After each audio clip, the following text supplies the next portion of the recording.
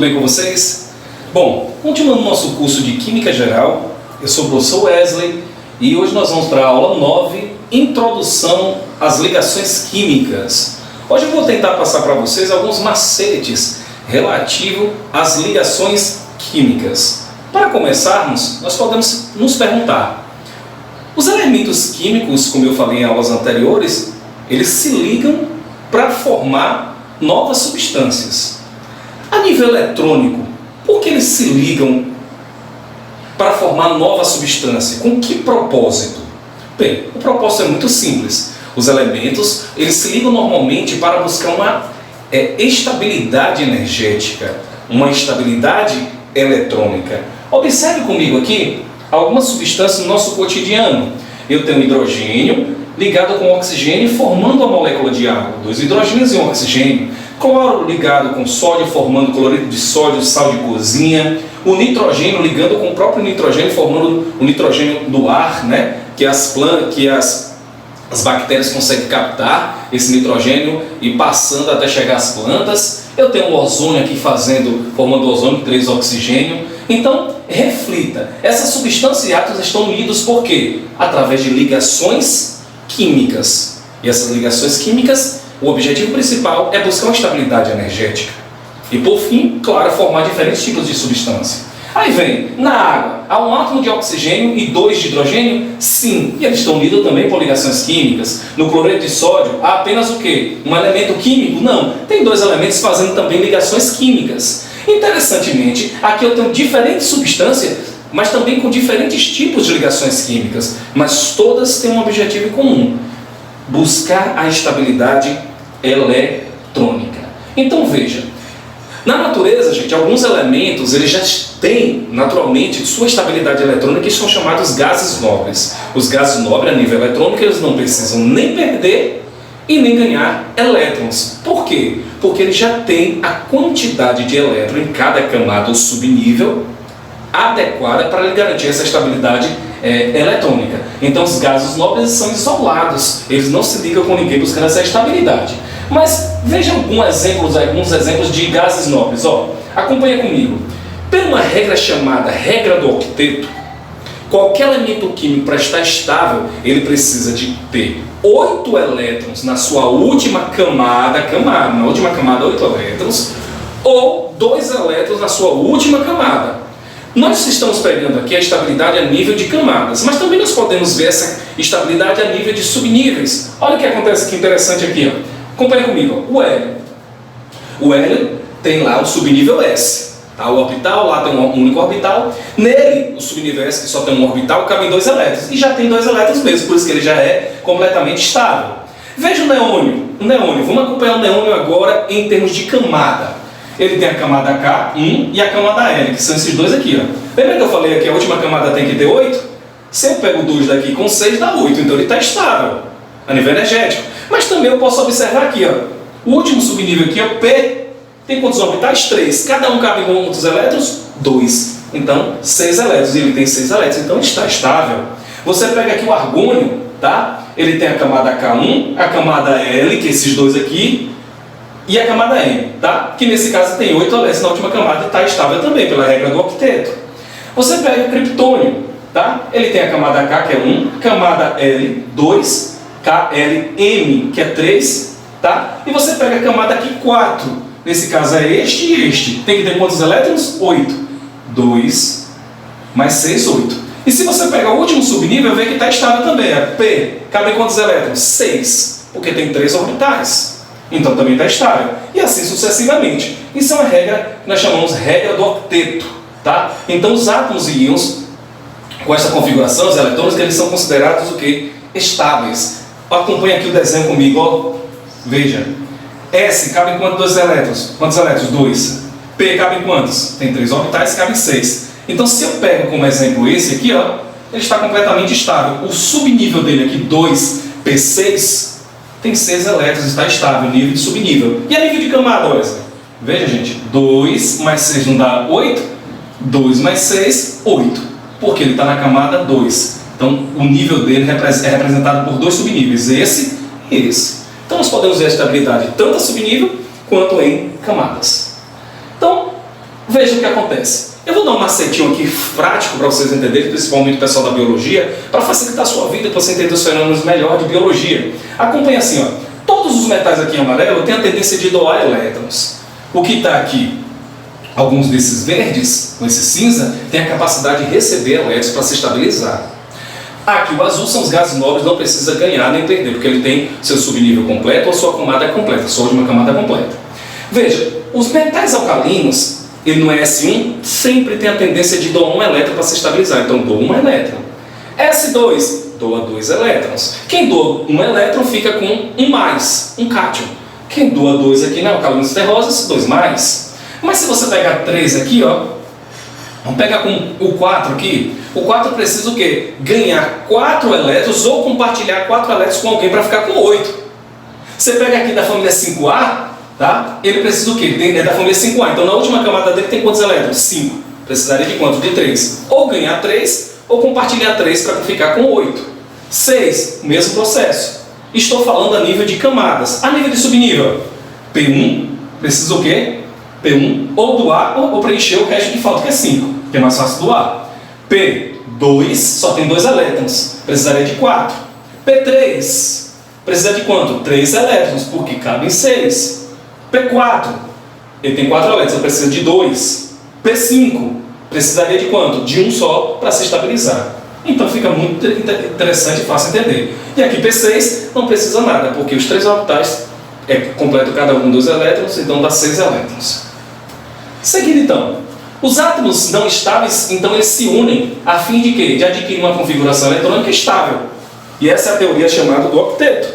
Acompanhe comigo, ó, para facilitar a sua vida. Nessas uniões os átomos devem ganhar ou perder elétrons na sua última camada, para se estabilizar. Olha o que acontece aqui, ó, nesse caso. Ele está ganhando um elétron para ficar com quanto? Quem é ele, Wesley? O sódio. O sódio doou um elétron, que é representado em amarelo, e o cloro ganhou um elétron. O cloro agora ficou com 8, está estável. O cloro tinha 1 só, perdeu, então a última camada agora, que era a penúltima, ficou estável. E dá certinho, vou voltar de novo aqui, ó. Sódio perde um elétron para ficar estável. O cloro está na família 7A, precisa de um elétron para estabilizar. Ou P5, precisando só de um elétron para ficar com 6 elétrons. Tá? Então ele se estabiliza. Vamos olhar nível isso de subnível, para a gente entender? Ó. O sódio, o último subnível dele é S2, tem um elétron. O do cloro, P6.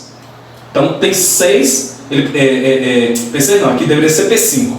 Então precisa só de um elétron. Então na realidade esse elétron está recebendo daqui, ó.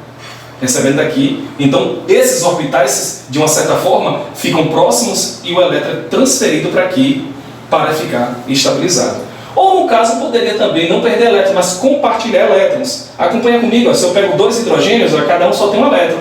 Então os orbitais podem se sobrepor e aí, lembra que se estabiliza com 2 ou com 8. Agora eu passo a ter um único orbital com 2 elétrons e completamente estável. Então, acompanha comigo. Ó. Os átomos quando tem menos de 4 elétrons na última camada devem o quê? Perder, formando um cátion. Veja o sódio. Ele só tem um elétron. Deveria ter 2 aqui, não está estável. Então é mais fácil ele perder um elétron. Se ele perde um elétron, esse subnível some. Só ficando agora 2 P6 que está estável. P com 6 elétrons. Já, por exemplo, aqui o alumínio, tá? Na sua última camada, 3 e 3, os 2 aqui, tem 3 elétrons. Então ele poderia perder os 3 elétrons para estabilizar. Por que os 3, Wesley? Ó, P1. P deveria ter 6. É mais fácil ele perder um aqui do que ele receber 5. Então ele perde esse aqui mais 2, sumindo essa camada que é camada 1, camada 2 e a camada 3 e some.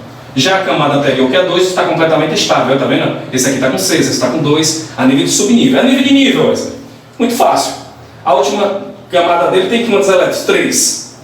K, L, M, tem 3 elétrons. Então é fácil ele perder esses 3 elétrons do que ele ganha para estabilizar. O sódio, K, L, M. Soma essa camada M, que nesse caso é 3S1. Assim, quando tem mais de 4 elétrons na última camada, o elemento químico deve o quê? Ganhar ou compartilhar elétrons. Tá? E se ele ganha, nesse caso, ele vira um ânion. Por exemplo, o enxofre. Acompanha comigo. O enxofre, a última camada dele tem quantos elétrons? Camada 3. Somando os dois tem 6. pela regra do octeto, tem que ter quanto? 8. Então precisaria de quanto? De 2. Então ele tem que ganhar 2 elétrons para se estabilizar. A nível de subnível, vamos ver de subnível? Pega o último aqui, ó. P4, P cabe em quantos elétrons? 6, mas só tem quantos? 4. Então ele precisa de 2 para estabilizar. Então tá na mesma coisa, tá vendo o procedimento? Estou mostrando das duas formas para vocês. O cloro, por sua vez, ó, sua última camada tem quantos elétrons? 7. 2 mais 5, ó, todos os dois são 3. Então se eu somar os dois é a última camada. 2 mais 5, 7. Pela regra do octeto precisa de quanto? 8. Então precisa de 1. Então é mais fácil ele ganhar 1 para se estabilizar. A nível de subnível, P5. P cabe em 6 elétrons, ele tem 5. Então precisa de 1 para entrar no orbital para ele se estabilizar. Então nesse caso, tanto um quanto o outro deve ganhar elétrons. Se ele ganha 2 elétrons, ele vira um ânion. Ânion 2 menos. Se ele ganha 1 elétron, vira um ânion 1 menos, porque está ganhando. Vamos ver aqui para a gente entender melhor? Ó, para adquirir configuração eletrônica de um gás nobre, um átomo de número atômico 16. Para ele estabilizar o que ele precisa. Vamos lá? Vamos fazer a distribuição eletrônica dele? Fazendo a distribuição eletrônica, você vê que ele terminou aonde? Vamos ver a nível de nível primeiro? Em nível 3. Somando os dois dá quanto? 6. 2 mais 4, 6. Pela regra do octeto, precisa de quanto? 2. Então ele precisa, mais fácil ele ganhar 2 elétrons do que ele perder esses 6. Se ele ganha os 2 elétrons, então precisa receber 2 elétrons. Agora nível de subnível. P está quantos aqui? 4. Mas P deveria ter quantos completo? Para estar estável? 6. Então precisaria de 2 também. Ficou fácil. Então ele precisa receber 2 elétrons. Seguindo, nessa configuração eletrônica aqui, tá? Possui forte tendência para quê? Esse elemento químico. Vê logo o último aqui, ó, 3P5. Tem 5 elétrons em P. Está faltando só quanto? 1. Então tem tendência de ganhar um elétron, a nível de subnível. A nível de nível, ó, 3 e 3. Se somar os dois dá 7. Então precisa, pela regra do octeto, 1 para dar 8. Então ele tem que receber um elétron. Tá? Olha esse elemento químico, o número atômico 20. A tendência dele é o quê? Nesse número atômico aqui. Tá? Número atômico 20. Se você ver P4S2, tá? É um alcalino terroso lá. Lembra que alcalino é S1, alcalino terroso é S2. Então tem a tendência de doar 2 elétrons para se estabilizar e forma um cátion. Nesse elemento químico aqui, veja, é um elemento químico X, ele é um alcalino terroso. O alcalino terroso é o segundo, tem a tendência de doar 2 elétrons. E o outro elemento é o quê? É um halogênio da família 7A. Se a família 7A já está dizendo, precisa de 1 elétron para estabilizar nível de camada. Tá? Como é que a gente então configura essa história? Quem doa então 2 elétrons fica 2 mais, sempre ele vem na frente. E quem recebe, nesse caso vai receber, ele só precisa de receber 1 elétron. Como é que fica essa história? Ficaria assim a formação dele: X mais 2 e Y menos 1. E aí se você quiser formar o composto iônico, 2 vem para aqui e cruza os dados. E 1, que é o menos representado aqui, vem para baixo. Cruzou o dado, mas nesse caso não precisou para a questão. Então, na tabela periódica, gente, você não pode esquecer esse macete que eu estou te dando. Aqui tem a tendência de doar 1 elétron, 1A. 2A, a tendência de doar 2 elétrons. E o do meio, né, pode variar. Por exemplo, o ferro pode doar 2 ou doar 3. Já os não metais, por exemplo, 4A tem a tendência de quê? De receber 4 e compartilhar. 5A, receber 3 elétrons. 6A, receber 2 elétrons. E 7A, receber 1 elétron ou compartilhar. Aqui, no caso dos nobres, não precisa. Olha a ligação química do cloro com o hidrogênio. Vamos ver como é? O cloro subnível dele, o último subnível do cloro é o qual, gente? Vou voltar na tabela periódica. Ó. Cloro é o quê? P1, P2, P3, P4, P5. 1, 2, 3. Então é 3P5. E está aqui, ó, 3P5. Do hidrogênio, 1S1. O hidrogênio está aqui, S1, S2. Vamos lá? Do hidrogênio.